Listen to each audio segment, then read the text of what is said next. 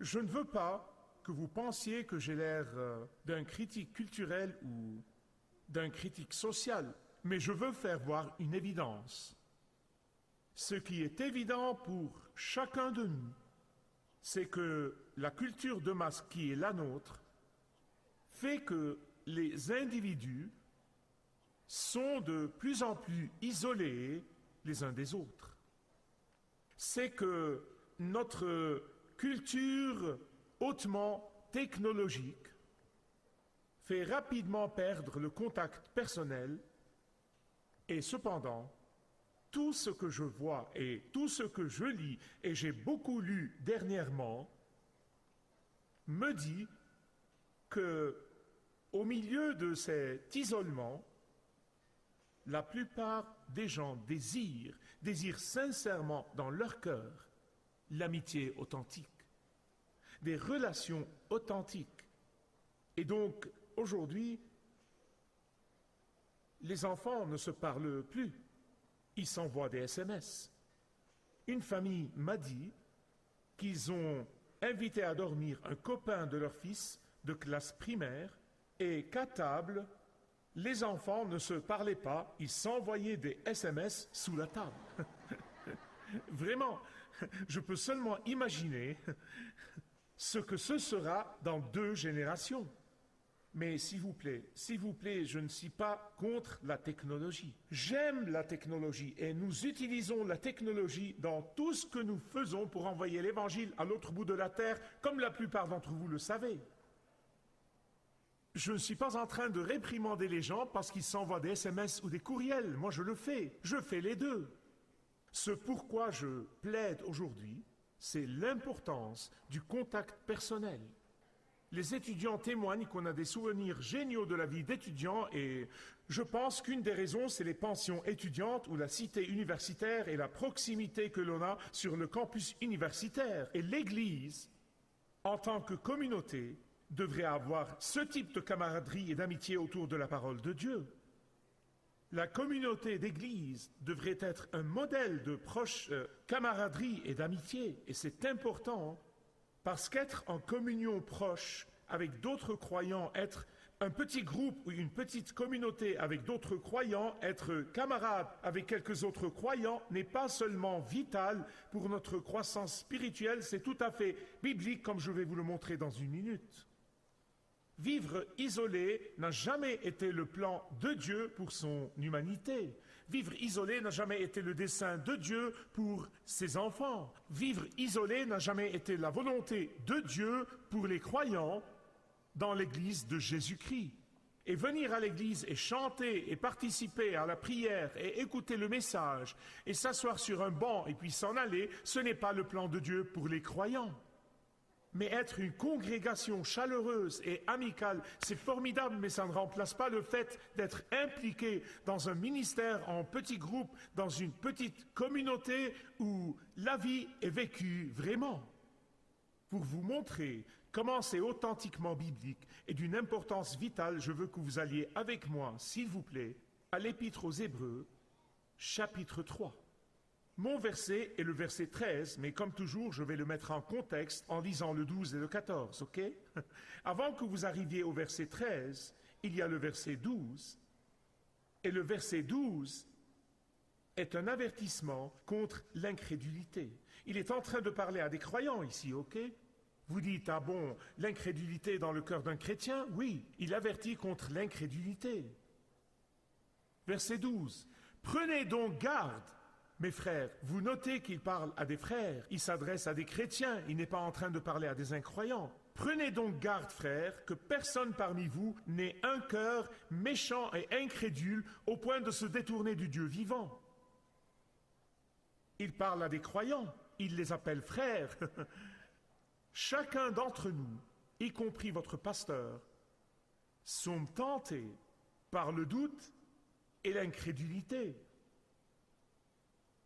Bonjour, nous tous, quand nous faisons face à des circonstances terribles, quand nous faisons face à des situations difficiles, nous avons une peur spirituelle. Chacun d'entre nous, quand nous expérimentons des circonstances inattendues, des circonstances pas très plaisantes dans nos vies, nous crions à Dieu, pourquoi? Pourquoi fais-tu cela? J'ai connu ça.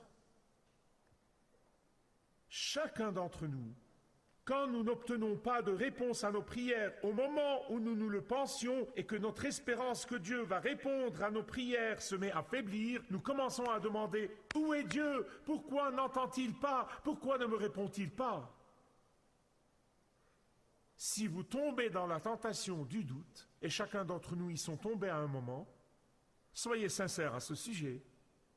Mais si vous restez dans ce doute, si vous demeurez dans cette tentation, il y a une dureté de l'incrédulité qui commence à s'installer. Un de mes amis, il y a des années, a appelé ça l'amour froid envers Dieu, l'amour froid envers les croyants, l'amour froid envers l'Église, l'amour froid envers les autres. Et ça conduit à la dureté du cœur qui conduit à l'incrédulité. Alors vous dites, quelle est la solution pour vaincre cette tentation? Quelle est la réponse? De quelle façon surmonte-t-on cette tentation? Quelle méthode les Écritures nous donnent-elles afin que nous puissions résister et rester loin de cette tentation pour surmonter cette tentation? Quel est le plan de Dieu pour que nous ayons la victoire sur l'ennemi qui utilise nos circonstances pour nous pousser et nous tirer loin du Seigneur? Quelle est la réponse? Bien, verset 13. D'abord, il nous met en garde contre le péché d'incrédulité, et ensuite, il va immédiatement au verset 13 et nous donne la réponse. Quelle est la réponse? Lisez-la avec moi, je vous prie. Mais exhortez-vous chaque jour, aussi longtemps qu'on peut dire aujourd'hui, afin qu'aucun de vous ne s'endurcisse par la séduction du péché. Je ne vais pas vous demander de lever les mains, car je sais que si vous êtes quelque peu comme moi, vous savez que le péché est trompeur. Il ne sort pas en disant « Je suis le péché, je viens ici pour vous tromper », non. Essayez d'imaginer cela avec moi, ok? Le péché est comme le propriétaire d'un grand magasin de vêtements. Il a des centaines de milliers de costumes, plein d'habits. Vous en mettez un, vous dites non, il repart, et dans les secondes qui suivent, revient avec un autre. il va amener un vêtement, les costumes les uns après les autres. Tu n'aimes pas ça? Je t'en trouve un autre. Et le péché revêt un costume différent à chaque heure, à chaque moment du jour, si nécessaire. Et le péché vous dit, tu ne veux pas acheter celui-ci? Pas de problème, j'en ai un autre. Il se présente à vous d'une manière différente et vous pourchasse d'une manière différente. Il y a un costume différent, il y a un costume différent, jusqu'à un moment de faiblesse dans votre vie et dans la mienne où nous disons, ça a l'air pas mal. Et nous tombons dans le piège et disons, je vais l'essayer. Et tout d'un coup, vous êtes dans le doute et l'incrédulité. C'est l'avertissement ici. Moi, je me vante. Et souvenez-vous que quand je dis je me vante, souvenez-vous de ce que la Bible en dit. L'orgueil et la chute et tous ces trucs. Gardez cela en tête. Mais moi, je me vante d'être capable de résister à l'argumentaire de vente le plus au point. Bon, nous étions dans un magasin, il n'y a pas très longtemps, à l'étranger, et j'étais debout là, absolument déterminé à ne rien acheter. Je n'achèterai pas. Je n'ai besoin de rien, je ne veux rien. Et mon attitude est toujours de dire que j'ai plus qu'il ne faut. Et même quand j'achète quelque chose de neuf, je me débarrasse d'autres choses. Je déteste accumuler. C'est une des choses que je déteste. Je ne dis pas que vous devriez faire pareil, je suis juste comme ça. Mais cette fois-là, avec ce vendeur astucieux, dans ce magasin en particulier, je veux dire, je vous dis, ce type plus onctueux que la crème, vraiment, je vous dis, il n'arrêtait pas de m'apporter des choses en me disant « Est-ce que vous aimez ça ?» Non, non, non, je ne vais rien acheter, je ne veux pas acheter quoi que ce soit. C'est magnifique, c'est la meilleure pièce que nous ayons, c'est le meilleur produit que nous ayons. Celui-là, oh mon Dieu, c'est fait spécialement pour vous. Non, je n'achète rien. Et ensuite, en voyant les proportions de mon nez, il m'a dit « Je vais vous faire un bon prix. » Il savait que ça m'accrocherait. Mais je continuais à dire non, non, je n'ai besoin de rien, je ne veux rien. Jusqu'à ce qu'il vienne avec quelque chose qui m'a vraiment tenté. Je veux dire que ça m'a vraiment tenté. Mais néanmoins, je suis resté sur mes positions et j'ai dit non, je ne le veux pas, ça a l'air très bien, je ne le veux pas. Et honnêtement, devant Dieu, j'aurais pu lui résister. Je sais que je pouvais. Si je n'avais pas eu ma femme à côté. Et qu'est-ce qu'elle dit? Prends-le, ça te va très bien, tu es magnifique dedans. Je pense qu'à ce moment, tout le monde dans le magasin a su que j'étais cuit. Fort ou pas. Maintenant, imaginez juste ma résistance à la tentation. Si ma femme m'avait dit « ça ne te va pas du tout, ne l'achète pas, tu n'en as pas besoin », oh là là, j'aurais résisté au super vendeur le plus fort du monde. Maintenant, permettez que je passe du ridicule au sublime. Pour résister à la tromperie du péché, nous avons tous, chacun de nous, besoin d'être dans une communauté avec d'autres croyants pour que quand le péché, la tentation entre, frappe à la porte, amène différentes robes, différents costumes en essayant de nous tenter, d'autres vont dire « ne le fais pas ». Pense juste aux conséquences. Pense à ton témoignage, etc., etc., etc.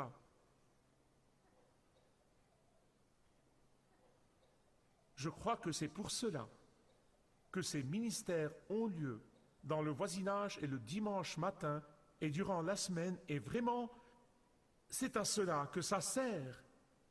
Ils ne le font pas pour le plaisir d'avoir un petit groupe ou une communauté dominicale, non, afin que nous puissions, comme le dit Hébreux 3:13, nous encourager les uns les autres, nous exhorter les uns les autres, de manière à être vigilants aux tromperies du péché.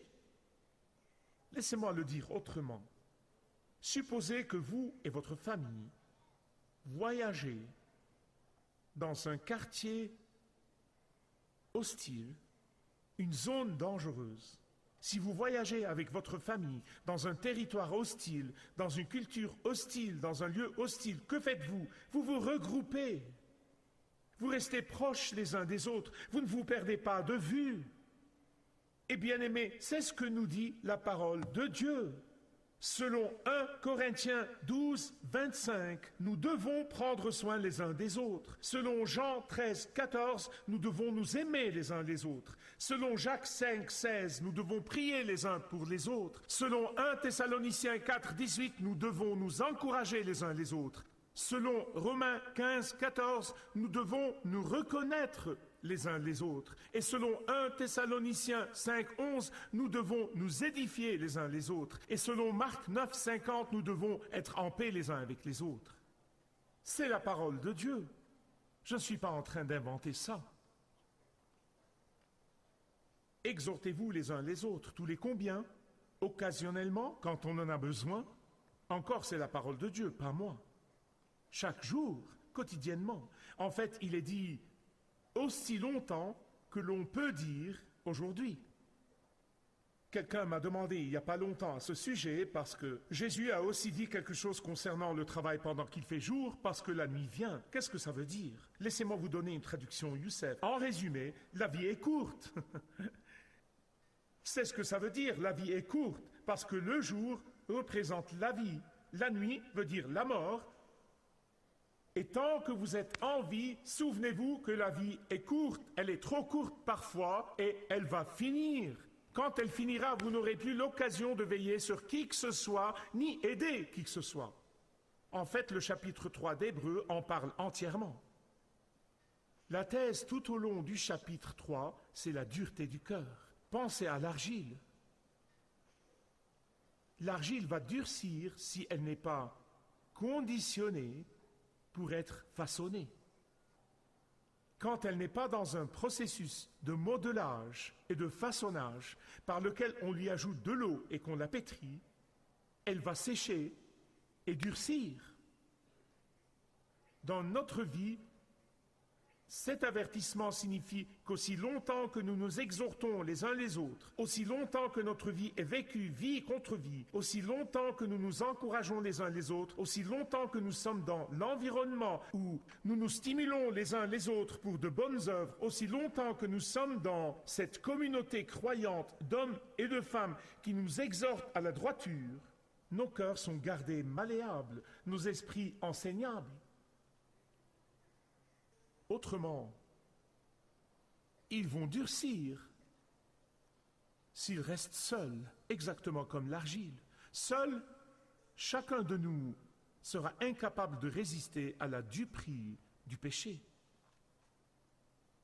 Parce que le péché va vous solliciter encore et encore et encore, sous des formes différentes, dans différents costumes, de différentes façons, parce que Satan connaît nos tempéraments. Ou prenez l'exemple classique de la braise qui brûle dans la cheminée et vous la sortez dehors et vous la laissez seule dans le froid. Elle va s'éteindre rapidement. Écoutez-moi, s'il vous plaît. Je sais que c'est la vérité de la parole de Dieu et c'est suffisant, mais je peux vous dire que je sais par expérience de quoi je parle. Je sais que le péché et Satan sont pleins de mensonges et de tromperies. Aucun de nous n'est assez fort pour résister. Et la Bible a dit que nous devons être vigilants face aux stratagèmes et aux ruses du péché. Pourquoi?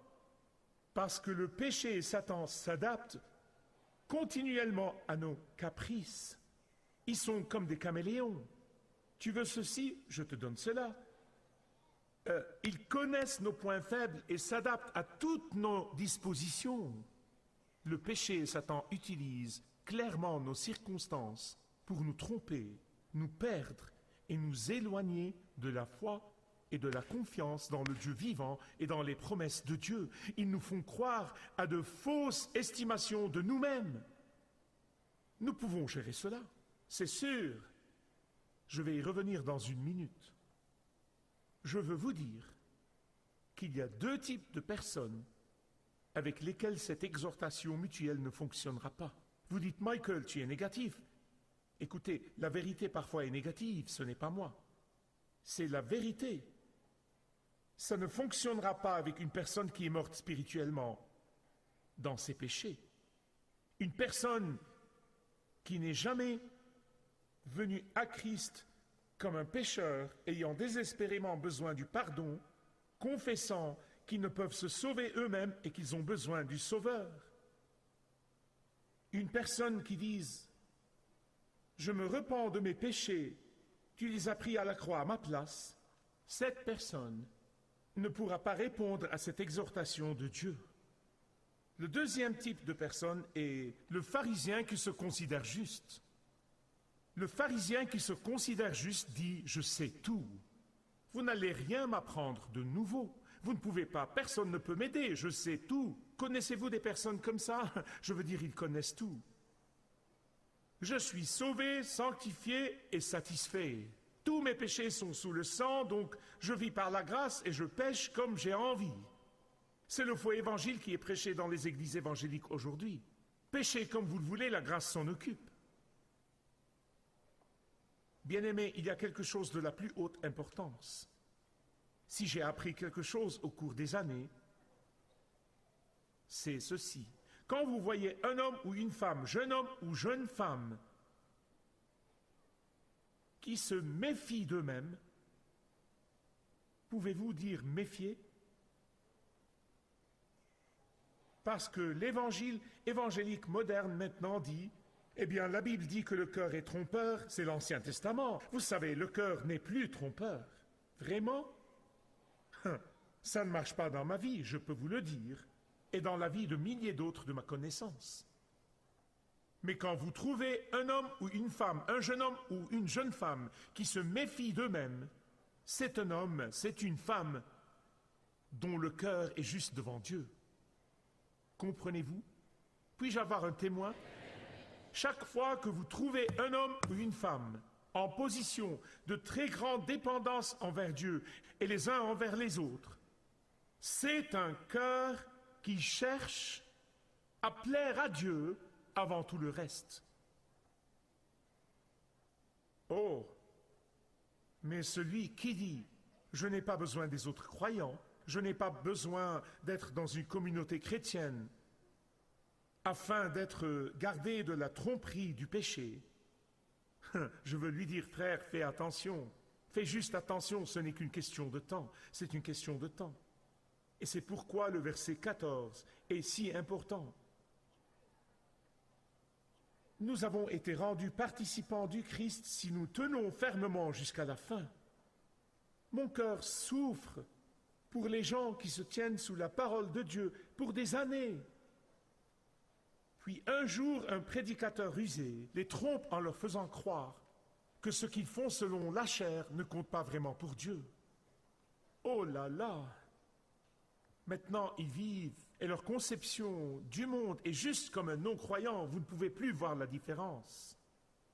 Je souffre au-delà de toute mesure pour ces gens. C'est ce que dit Hébreu ici. Ils ont été trompés. Ils ont été trompés. Le processus de sanctification consistant à faire attention à notre croissance quotidienne à l'image de Christ, maintenant, n'est plus enseigné. Le cœur véritable de la foi chrétienne est littéralement balayé des Écritures dans beaucoup d'églises. Je parle des églises évangéliques. C'est pourquoi Jésus a dit « Quiconque met la main à la charrue et regarde en arrière n'est pas propre au royaume de Dieu. » Verset 15. Aujourd'hui, si vous entendez sa voix, n'endurcissez pas votre cœur. N'endurcissez pas votre cœur. J'implore cette personne qui passe par cette dureté de cœur maintenant. Atteignant le point de l'incrédulité, je veux vous implorer, laissez le Saint-Esprit vous rendre malléable encore une fois. Permettez aux croyants de vous aider à nouveau, afin de grandir constamment dans la ressemblance du Christ.